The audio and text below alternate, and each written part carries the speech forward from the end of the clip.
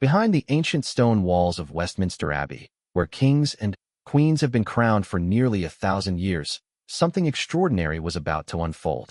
The world watched through television screens, but inside that sacred space, every breath seemed suspended in time. Palace staff who had served the royal family for decades later described it as the moment when everything changed forever. Catherine Middleton, once a commoner from Berkshire, was about to walk down an aisle that had witnessed centuries of royal history. But this wasn't just another royal wedding or ceremony. This was the entrance that would redefine what it means to be royal in the modern world. Every step she took carried the weight of tradition, the hope of a nation, and the dreams of millions who had followed her incredible journey from university student to future queen. What happened in those precious minutes as William and Catherine made their entrance would be talked about for generations. Palace insiders, members of the royal family, and even hardened journalists found themselves moved to tears. The atmosphere was electric with anticipation, thick with emotion, and charged with the kind of magic that only happens once in a lifetime. This is the true story of that unforgettable moment, told through the eyes of those who were there, who felt the ground shift beneath their feet as they witnessed history being made in the most beautiful, authentic, and deeply moving way imaginable. The morning light filtered through the stained glass windows of Westminster Abbey, casting rainbow patterns across the ancient stone floor. Lady Margaret Thornberry, head of royal protocol for over 30 years, stood at her position near the great doors, clipboard in hand, watching the final preparations unfold before her eyes. She had overseen countless royal events, but something about this day felt different. The air itself seemed to shimmer with anticipation. Outside, crowds had been gathering since before dawn. Police estimated over 2 million people lined the streets of London, their faces painted with Union Jack flags, their voices already hoarse from cheering. But inside the Abbey, a different kind of energy pulsed through the sacred space. Archbishop Welby moved quietly between the altar and the communion table, his hands slightly trembling as he arranged the ceremonial items. Even he, who had presided over the most solemn occasions, felt the weight of this particular moment. Catherine sat in the private chamber adjacent to the Abbey, surrounded by her closest friends and family. Her sister Pippa held her hand, both of them remembering the little girl who used to practice royal waves in their childhood bedroom mirror. Their mother, Carol, stood by the window, tears already threatening to fall as she watched the crowds outside. The woman who had once been a flight attendant, who had built a successful business from scratch, was about to watch her daughter become a future queen. The dress hung on its custom stand, a masterpiece of British craftsmanship created by Sarah Burton at Alexander McQueen. Every stitch had been placed with precision, every crystal sewn by hand. Catherine had insisted on supporting British artisans, and the result was breathtaking. The ivory silk satin seemed to glow in the soft morning light, the intricate lace sleeves a tribute to British heritage. When she finally stepped into it, the transformation was complete. The nervous university graduate had become a vision of grace and elegance.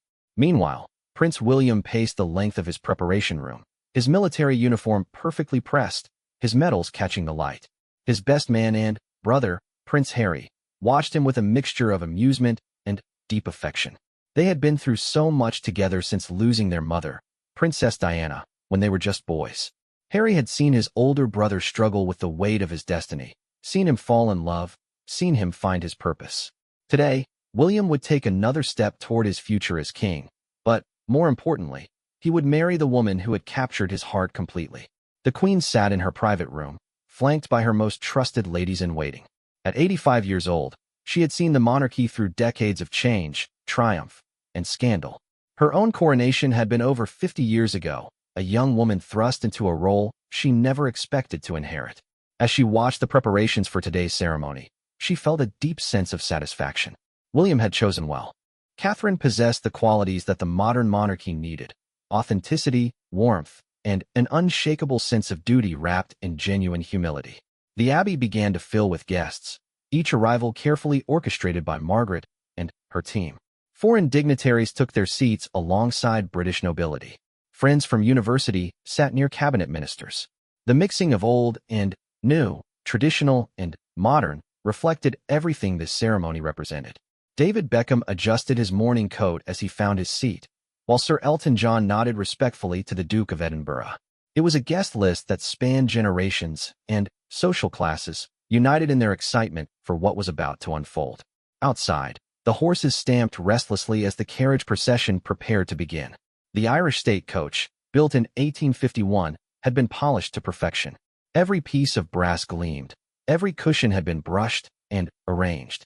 The coachmen, in their scarlet livery, had been practicing this route for weeks. Nothing could be left to chance on a day when the entire world was watching. In homes across Britain and around the globe, families gathered around their television sets. Sarah Chun, a teacher in Manchester, had invited her entire street to watch together in her living room. She had followed Catherine's story from the beginning, from those early paparazzi photos of a shy young woman carrying books across a university campus to the confident, poised woman she had become. Like millions of others, Sarah felt a personal connection to Catherine's journey. Here was someone who represented them, who proved that in modern Britain, anyone could rise to the highest levels of society through merit, character, and authentic goodness. The security preparations had been unprecedented. MI5 had worked for months to ensure every possible threat had been neutralized. Snipers positioned on rooftops scanned the crowds below, while undercover officers moved seamlessly through the masses of well-wishers. But even the most experienced security personnel found themselves caught up in the infectious joy of the day. Inspector James Crawford, a 20-year veteran of royal protection, later admitted he had never seen crowds so genuinely happy, so purely celebratory. As the appointed hour approached, the nervous energy inside the abbey reached fever pitch. Princess Anne, the Queen's daughter, known for her no-nonsense approach to royal duties, found herself unexpectedly emotional as she took her seat. She had watched William grow from a mischievous little boy into a thoughtful, dedicated man. She had seen how Catherine had supported him, had helped him find his confidence in his royal role. This wasn't just a wedding. It was the beginning of the monarchy's next chapter. The music began softly, the organ's deep tones reverberating through the ancient stones. The choir, composed of children from across the Commonwealth, had rehearsed for months. Their pure voices would soon fill the abbey with hymns that had been sung at royal ceremonies for centuries. The blend of tradition and innovation extended even to the musical selections, with classical pieces arranged alongside more contemporary choices that reflected the couple's personal tastes. Catherine's final preparations were complete. Her makeup artist, Hannah Martin, stepped back to admire her work. Catherine looked radiant, but, more than that, she looked peaceful. Despite the magnitude of the moment, despite knowing that billions of people would be watching her every move, she appeared calm and centered. This wasn't a woman playing a part or putting on a show. This was someone stepping into her destiny with grace and authenticity. The cars began to arrive in their carefully timed sequence. The Middleton family emerged from their vehicle, Carol and Michael walking hand in hand toward the abbey entrance. Pippa, serving as maid of honor, moved with the same elegant confidence that seemed to run in the family. James, Catherine's younger brother, looked proud and slightly overwhelmed by the magnitude of the day. Inside, Prince Charles sat beside Camilla, his own memories of royal ceremonies flooding back. He thought of his own wedding to Diana, the fairy tale that had captured the world's imagination but ultimately ended in heartbreak. Today felt different. William and Catherine's relationship had been tested by time, by public scrutiny, by the unique pressures of royal life. They had chosen each other not in the heat of young passion, but with the mature understanding of what their life together would entail. The final moments before the ceremony seemed to stretch like hours. Every person in that ancient building, from the most senior royal to the youngest page boy, understood they were part of something historic. The last great royal celebration of its kind, a moment when the entire world would pause to witness love triumph over duty, tradition embrace change, and hope emerge stronger than ever. Lady Margaret checked her watch one final time, then nodded to her assistants. The moment had arrived. History was about to be made, and everyone present would carry the memory of this extraordinary day for the rest of their lives. The great doors of Westminster Abbey stood ready to open, and, with them, a new chapter in the story of the British monarchy would begin. The signal came at exactly 11 o'clock. A gentle nod from Lady Margaret, and, suddenly, the entire abbey seemed to inhale collectively. The great doors remained closed for another moment, but, inside that sacred space, everyone could feel that something momentous was about to begin. The congregation, composed of nearly 2,000 guests, fell into a reverent hush that seemed to echo off the ancient stone walls. Prince William took his position at the altar, Prince Harry beside him. Both brothers wore the distinctive red tunic of the Irish Guards, their ceremonial swords catching the filtered sunlight streaming through the medieval windows. William's face showed the calm confidence that had become his trademark, but those who knew him well could see the slight tremor in his hands, the way his eyes kept moving toward the great doors. After 8 years of courtship, after the brief separation that had tested their relationship, after countless public appearances and private moments, this was it. The Queen, resplendent in primrose yellow designed by Angela Kelly, sat with perfect posture in the front row. Her hat, adorned with hand-sewn silk roses and matching ribbon detail, had been specifically chosen to complement the spring flowers that decorated the abbey. At her side sat the Duke of Edinburgh, 90 years old but still commanding in his naval uniform. Behind them, the royal family filled 2 rows, a living testament to the continuity of the British monarchy. Outside, the roar of the crowd had grown to a crescendo. The mounted police held their positions as thousands of people pressed forward, everyone trying to get the best possible view of the abbey steps. Union Jack flags waved like a colorful sea, and the sound of cheering rolled through the London streets like thunder. Street vendors had completely sold out of commemorative items hours earlier. Tourists who had flown in from around the world stood shoulder to shoulder with lifelong Londoners who had never missed a royal celebration. Television crews from every major network in the world had established their positions days in advance. The BBC's coverage alone was being broadcast to over 50 countries, with an estimated global audience approaching 2 billion viewers. In Times Square, huge screens showed the Abbey entrance to crowds of Americans who had gathered before dawn. In Sydney, where it was already evening, families had postponed dinner to watch history unfold. This was bigger than just a royal wedding. It was a moment that transcended borders and brought people together in shared anticipation. The music shifted subtly, a signal that the processional was about to begin. The choir's voices rose in perfect harmony, their sound filling every corner of the ancient building. The boys and girls, selected from choirs across the Commonwealth, had trained for months for this moment. Many of them came from ordinary backgrounds, much like Catherine herself, and their inclusion in this most traditional of ceremonies represented the changing face of modern Britain. Lady Margaret Thornberry positioned herself at the entrance, her experienced eye scanning every detail one final time. The red carpet stretched in a perfect line down the Abbey's central aisle. The flowers, arranged by celebrity florist Shane Connolly, created a natural cathedral of English garden blooms.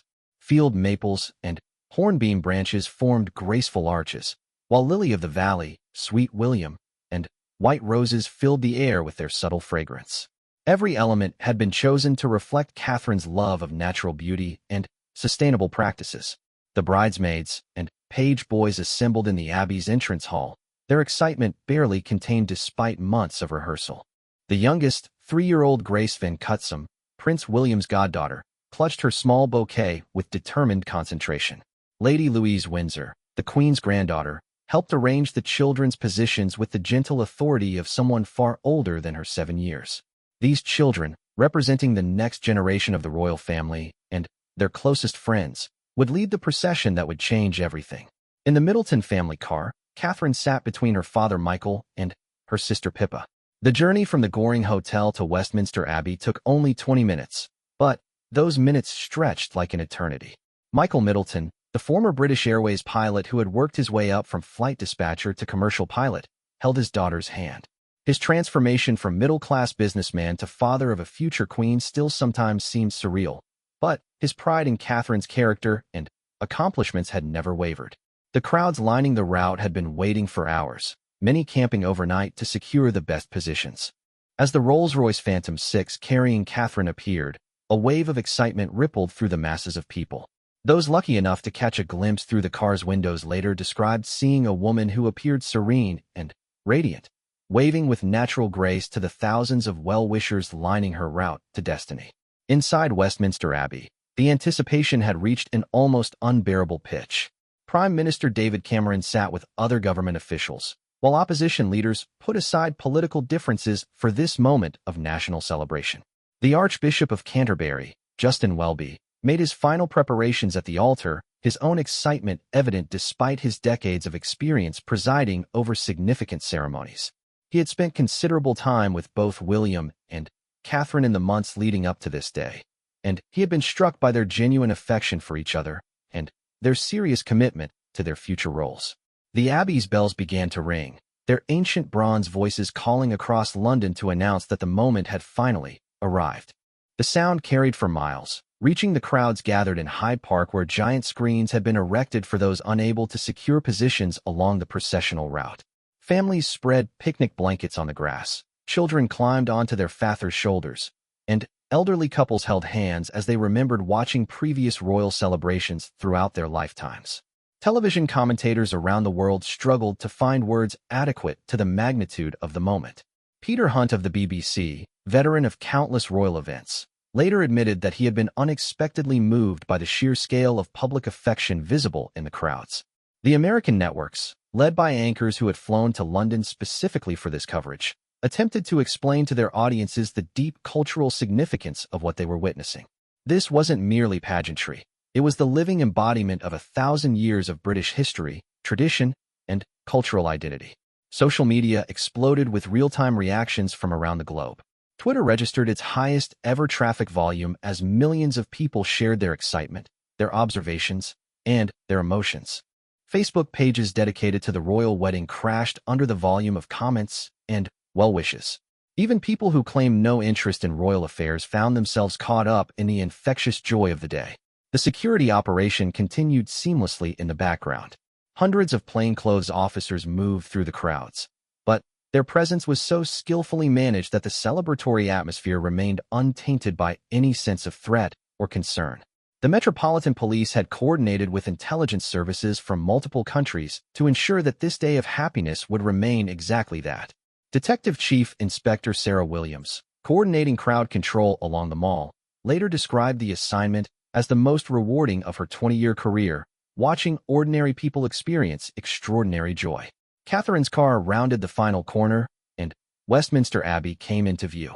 Through the windows, she could see the massive crowds, the television cameras, the international media presence that had transformed this corner of London into the center of global attention.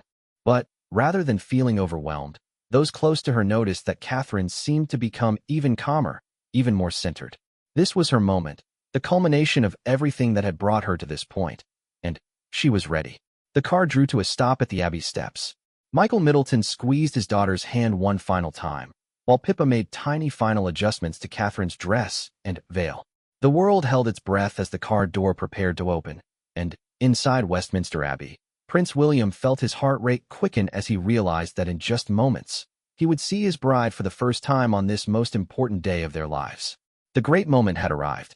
History was about to be made, witnessed by millions around the world and experienced by nearly 2,000 guests inside one of Britain's most sacred buildings. The future of the monarchy, the hopes of a nation, and the dreams of two people who had found true love despite the incredible pressures of royal life, all came together in this single, perfect, unforgettable moment in time. The car door opened, and for a moment that seemed suspended in time, Catherine remained seated, gathering herself for the journey ahead. When she finally emerged, a collective gasp arose from the thousands of people who had waited hours for this first glimpse of the bride. The Alexander McQueen gown, with its intricate handmade French chantilly and English Cluny lace bodice, created a silhouette of timeless elegance. The dress seemed to float around her as she moved, the 9-foot train spreading behind her like liquid silk. Michael Middleton stepped out first, offering his arm to his daughter with the gentle strength of a man who had guided her through every stage of her remarkable journey. His morning dress had been perfectly tailored, but it was his expression of profound pride and barely contained emotion that captured the attention of photographers. This was a father experiencing one of life's most precious moments, watching his little girl step into a destiny that would change not only her life, but the course of British history itself. Pippa emerged from the car with practiced grace, immediately moving to arrange Catherine's train with the efficiency of someone who had rehearsed this moment countless times. Her own outfit, a simple but elegant ivory dress designed by Sarah Burton, had been chosen specifically to complement, but never compete with her sister's gown. The relationship between the Middleton sisters had always been close, and today Pippa's role as maid of honor represented not just ceremonial tradition, but genuine sisterly love and support. The crowd's reaction was thunderous. People who had been standing for hours, who had traveled from around the world, who had saved for months to be part of this historic day, erupted in cheers that seemed to shake the very foundations of Westminster Abbey. Police estimated the sound level reached over 100 decibels, equivalent to standing next to a jet engine. Yet somehow, within that wall of noise, individual voices could be heard calling out words of encouragement, blessing, and pure joy. Inside the abbey, the sound of the crowd penetrated even those ancient stone walls. Prince William, standing at the altar, felt his breath catch as he realized that in just moments, Catherine would begin her walk down the aisle toward him. Prince Harry, ever the supportive younger brother, whispered something that made William smile despite his nerves. The two princes, who had endured so much together since their mother's death, shared a moment of understanding that transcended words. The Queen, seated in the front row with perfect royal posture, allowed herself a small smile as she heard the crowd's enthusiastic response. In her more than 60 years on the throne, she had witnessed the monarchy evolve through numerous challenges and changes. Today represented something she had hoped for but never dared expect, a royal wedding that genuinely excited not just British subjects, but people around the world. Catherine's popularity had grown steadily over the years of public courtship, and her obvious sincerity and warmth had won over even the most skeptical critics. The bridesmaids and page boys, who had been waiting with increasing excitement in the Abbey's entrance hall, finally received their signal to begin the procession. Lady Louise Windsor, at 7 years old, already showing the composed confidence that ran in the royal family, led the group with natural grace. Behind her, 3-year-old Grace Van Cutsum held tightly to her small bouquet, her face a picture of determined concentration as she remembered all the instructions she had practiced. The organ music swelled as the children's procession began, their small figures moving down the seemingly endless aisle of Westminster Abbey. The congregation rose as one, 2,000 people creating a rustling wave of movement that rippled from the altar to the great doors. Foreign dignitaries, British nobility, university friends, and family members all stood united in this moment of witness and celebration. Catherine paused at the threshold of the abbey, taking in the breathtaking sight before her. The ancient building, decorated with 8 field maple and hornbeam trees creating a natural canopy overhead, looked like a fairy tale brought to life. The scent of English garden flowers filled the air, lily of the valley, sweet William, and white roses creating an atmosphere of natural beauty that perfectly reflected her own preferences for simplicity and elegance over ostentatious display. Michael Middleton felt the weight of this moment more than anyone else could possibly understand. He had walked Catherine to her first day of school, had proudly watched her graduate from university, had supported her through the unique challenges of dating the future king. Now he would walk her down this most famous aisle in the world, delivering her not just to her new husband, but to a life of service, duty, and unprecedented public scrutiny that would last for the rest of her days. The photographers, positioned in carefully designated areas throughout the abbey, captured every angle of this historic procession. But even these seasoned professionals, accustomed to the most significant events and celebrity moments, found themselves moved by the authentic emotion visible on every face. This wasn't a performance or a photo opportunity. It was a genuine celebration of love, family, and hope for the future. Television cameras broadcast every step to the estimated 2 billion viewers watching around the globe. In living rooms from Los Angeles to Tokyo, families gathered around their screens, sharing in this moment that transcended national boundaries. Sarah Chun, the Manchester teacher who had invited her neighbors to watch together, found herself wiping away tears as she watched Catherine's composed grace during this walk that would change everything. The music shifted to the familiar strains of the processional hymn, and Catherine began her journey down the aisle. Each step was measured, graceful, and filled with purpose. Her bouquet, created by Shane Connolly using flowers with deep personal significance, included lily of the valley from her own garden, sweet William, named for her groom, and myrtle from Queen Victoria's wedding bouquet, connecting her to the long line of royal brides who had walked this path before her. Prince William, waiting at the altar, caught his first glimpse of his bride, and felt the rest of the world fade away. Later, he would tell close friends that in that moment, everything else disappeared. The cameras, the crowd, the enormous weight of expectation and responsibility. There was only Catherine, radiant and confident, walking toward their shared future with the same determination and grace that had first attracted him all those years ago at university. The congregation watched in reverential silence as the bride and her father made their way past the assembled guests. Prime Minister David Cameron leaned slightly forward, struck by the dignity and poise Catherine displayed under what must have been overwhelming pressure.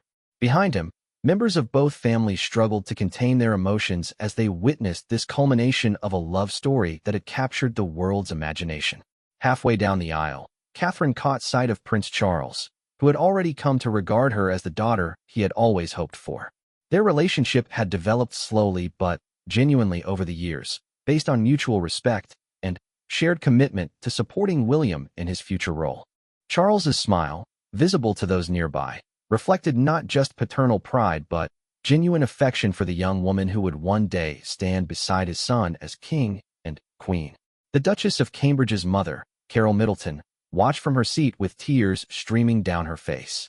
The flight attendant turned successful businesswoman had always believed in her daughter's potential, but even she could hardly have imagined this fairy tale trajectory. Beside her, her son James maintained his composure with visible effort, proud of his sister, but overwhelmed by the magnitude of the moment. As Catherine approached the altar, the weight of tradition seemed to settle around her like an invisible cloak. She was walking in the footsteps of queens and princesses stretching back nearly 1,000 years, each one who had faced similar moments of transition from private citizen to public figure. Yet her natural grace and authentic personality shone through, suggesting that she would bring her own unique strengths to this ancient role.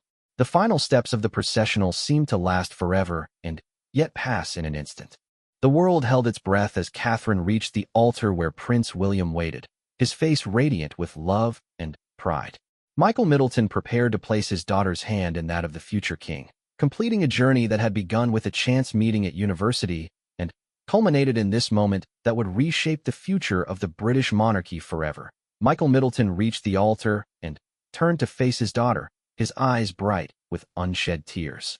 This moment, which they had discussed and prepared for during countless quiet conversations, had finally arrived.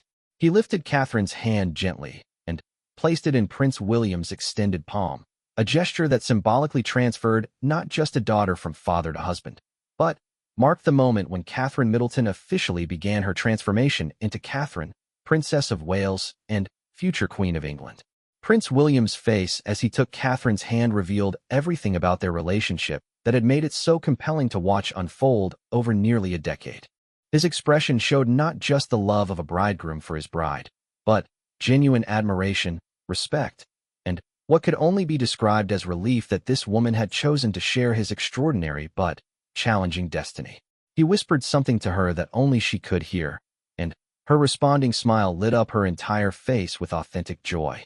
The Archbishop of Canterbury, Justin Welby, stepped forward to begin the ceremony that would unite these two remarkable individuals in marriage. His voice, trained through decades of conducting services in this most sacred of spaces, carried clearly to every corner of the ancient abbey. But even he, experienced as he was with significant ceremonies, felt the weight of this particular moment. This wasn't just another royal wedding. This was the union of two people whose marriage would shape the future of the monarchy for generations to come. The congregation settled into their seats, but the energy in the abbey remained electric. Every person present understood they were witnessing history being made. Foreign heads of state sat beside university friends. British politicians next to charity workers Catherine had met during her years of public service. The guest list itself told the story of how the monarchy had evolved, embracing a broader definition of community and service than ever before. Outside, the crowds remained in place despite having achieved their goal of seeing the bride arrive. The atmosphere along the processional route had transformed from anticipation to celebration, with spontaneous singing breaking out among groups of well-wishers. Jerusalem and God Save the Queen echoed through the London streets, while children waved flags and elderly couples shared memories of previous royal celebrations they had witnessed throughout their lifetimes. Television audiences around the world remained transfixed by the ceremony unfolding before them. The BBC's coverage, led by veteran royal correspondent Nicholas Witchell, provided expert commentary that helped international viewers understand the deep significance of each ritual and tradition they were witnessing. In America, where morning talk shows had extended their coverage to accommodate the ceremony, hosts struggled to convey to their audiences the cultural importance of what was happening in that ancient abbey. Social media continued to break records as millions of people shared their reactions in real time. Twitter trending topics were dominated by phrases related to the wedding, while Facebook and Instagram filled with photos and videos captured by ordinary people celebrating in their own communities. Even those who had never shown interest in royal affairs found themselves caught up in the infectious joy of the day, sharing messages of congratulation and hope for the couple's future. The ceremony itself began with traditional readings and hymns that had been carefully chosen by William and Catherine to reflect both their personal faith and their understanding of their future roles. The first reading, delivered by Catherine's brother James Middleton, was from Romans 12, focusing on love, service, and community. James, who had initially been nervous about speaking in such an august setting, delivered the reading with clear conviction, his voice carrying the same warmth and sincerity that characterized his entire family. Princess Anne, representing the royal family's response to the readings, chose a passage from Ecclesiastes about the importance of companionship and mutual support. Her selection reflected not just the traditional aspects of marriage, but the practical realities of royal life that Catherine would soon experience. The princess, known for her direct manner and tireless work ethic, had become one of Catherine's strongest supporters within the royal family, recognizing in her a kindred spirit committed to service above self. The hymns selected for the ceremony represented a beautiful blend of traditional British church music and more contemporary choices that reflected the couple's personal tastes. Guide Me, O Thou Great Redeemer, a Welsh hymn particularly beloved by Prince William, filled the abbey with its stirring melody. The choir's voices, joined by the congregation, created a sound that seemed to lift the ancient stone roof and carry beyond the abbey walls to the crowds still gathered outside. During the hymn, cameras captured candid moments that revealed the human side of this grand state occasion. The Queen, known for her reserved demeanor, was seen singing with obvious enjoyment. Prince Harry watched his brother with an expression of deep affection tinged with emotion. The Middleton family, still adjusting to finding themselves at the center of such a monumental event, participated with genuine enthusiasm that endeared them to viewers worldwide. The exchange of vows represented the emotional centerpiece of the entire ceremony. William and Catherine had chosen to write personal additions to the traditional vows, words that would remain private between them, but whose sincerity was evident to everyone present. When William promised to love, comfort, honor, and protect Catherine, his voice carried absolute conviction. When Catherine pledged her love and support in return, her words rang with the quiet strength that had characterized her approach to public life from the very beginning. The rings, created by royal warrant holders Wartski using Welsh gold from the same mine that had provided metal for the wedding rings of the Queen Mother, Princess Margaret, Princess Anne, and Princess Diana, represented continuity with royal tradition while marking the beginning of something entirely new. As William slipped the simple band onto Catherine's finger, flashbulbs flickered throughout the abbey, capturing a moment that would be reproduced in newspapers, magazines, and online platforms around the world. Prince Charles, watching from the front row, felt a profound sense of satisfaction as he witnessed his eldest son's happiness. The relationship between Charles and Catherine had developed steadily over the years of courtship, built on mutual respect and shared commitment to supporting William in his future role. Charles recognized in Catherine many of the qualities that would be essential for a future queen: intelligence, empathy, grace under pressure, and an unshakable sense of duty balanced with genuine warmth. The moment when the Archbishop pronounced William and Catherine husband and wife seemed to reverberate through not just Westminster Abbey but across the entire nation. Inside the abbey, the congregation erupted in smiles and quiet celebrations. Outside, the crowd's cheer was so loud that it could be heard even through the ancient stone walls of the building. But it was the kiss that everyone had been waiting for, the moment that would seal not just their marriage but mark the official beginning of their life together as a royal couple. As they prepared to leave the altar as husband and wife, both William and Catherine seemed to realize that everything about their lives was about to change. They had found love despite the pressures of royal life, had built a relationship strong enough to withstand public scrutiny and personal challenges, and now they were ready to face the future together. The recessional music began, and the newly married couple turned to face the congregation and begin their journey back down the aisle. This time, Catherine would walk not as a bride approaching her destiny, but as a princess taking her first steps into a life of service, duty, and unprecedented public responsibility. The transformation was complete, and the world watched in wonder as the fairy tale became reality. The newlyweds began their walk back down the aisle as husband and wife, and the transformation was immediately visible to everyone present. Catherine now moved with the confident grace of someone who had officially taken her place in the royal family, while William's face showed the relief and joy of a man who had successfully navigated one of the most public and scrutinized moments of his life. Their hands were clasped together, a simple gesture that somehow conveyed both their personal happiness and their united commitment to their shared future.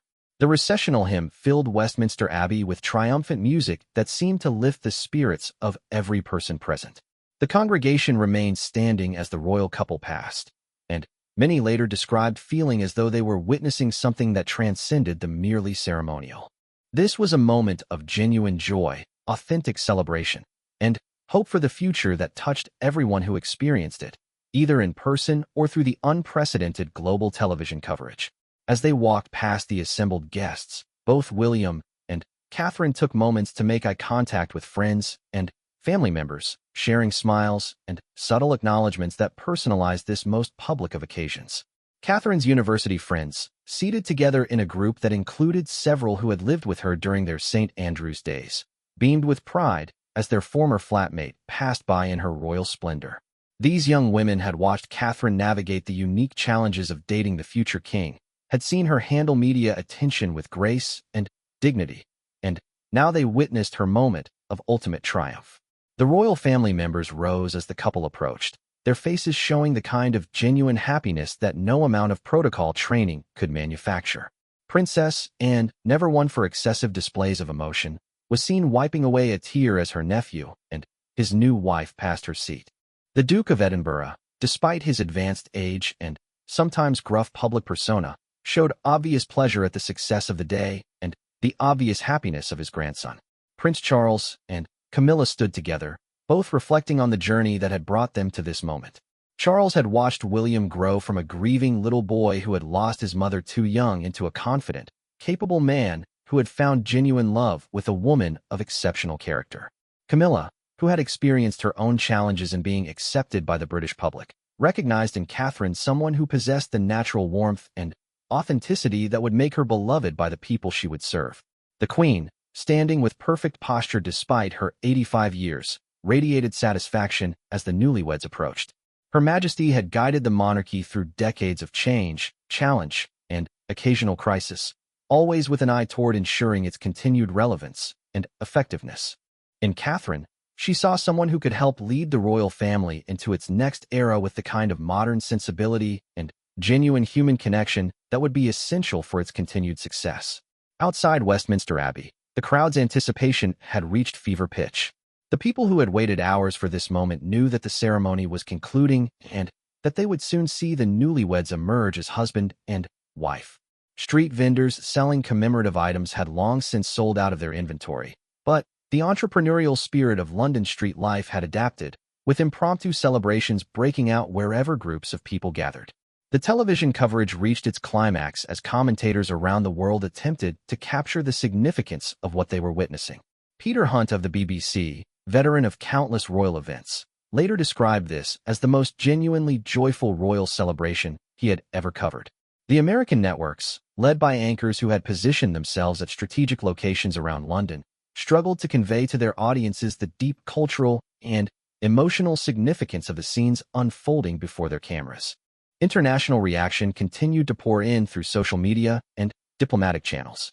World leaders who had not been invited to attend the ceremony sent messages of congratulation that reflected both personal warmth and recognition of the political and cultural importance of this royal union. The coverage in international newspapers and magazines would continue for weeks, with many publications dedicating entire special issues to documenting every aspect of this historic day. As William and Catherine reached the great doors of Westminster Abbey, they paused for a moment before stepping into the outside world as a married couple. This brief hesitation, captured by photographers and broadcast around the world, seemed to acknowledge the magnitude of what they were about to face. Beyond those doors waited not just crowds of well-wishers, but a lifetime of public service, media attention, and the unique responsibilities that came with their positions in the British royal family.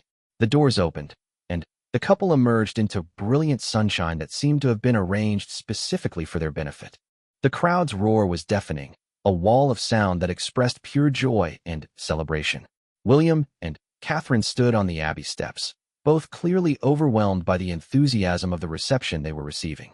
This wasn't polite British reserve. This was genuine, enthusiastic celebration of a love story that had captured the world's imagination and given millions of people a reason to believe in fairy tale endings. The carriage procession that followed would take them through the heart of London, past crowds estimated at over 2 million people. The Irish state coach, polished to perfection and drawn by 4 magnificent bay horses, provided the perfect fairy tale transport for the newly married couple. As they settled into the carriage, both William and Catherine seemed to finally allow themselves to truly enjoy the magnitude of what they had accomplished.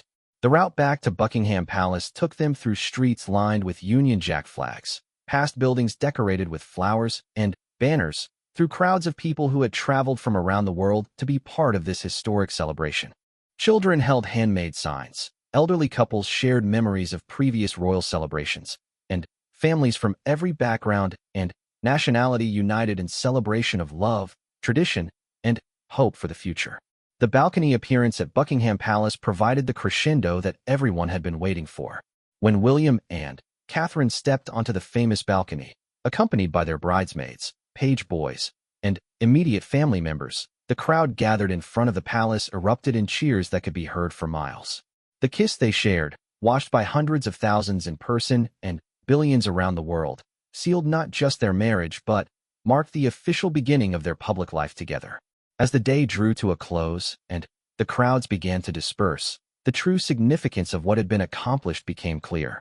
This hadn't been just a royal wedding. It had been a moment of national and international celebration that reminded millions of people of the power of love, tradition, and hope for the future.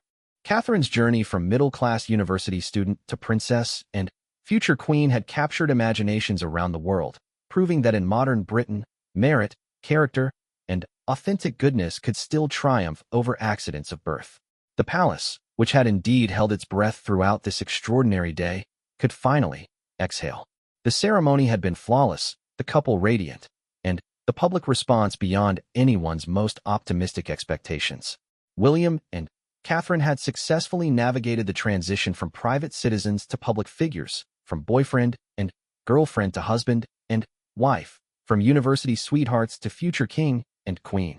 In the years that would follow, they would face challenges and triumphs, would welcome children and take on increasing responsibilities, would grow into their roles as senior members of the royal family. But they would always have this perfect day, this moment when everything came together beautifully, when love conquered all obstacles, and when the world paused to witness something truly magical. The palace no longer held its breath. Instead, it exhaled with satisfaction, pride, and anticipation for the bright future that lay ahead for the monarchy's newest members. The fairy tale was complete, but the real story of William and Catherine's life together was just beginning, and all signs pointed to a future filled with the same grace, authenticity, and genuine service to others that had made this day so memorable for millions of people around the globe.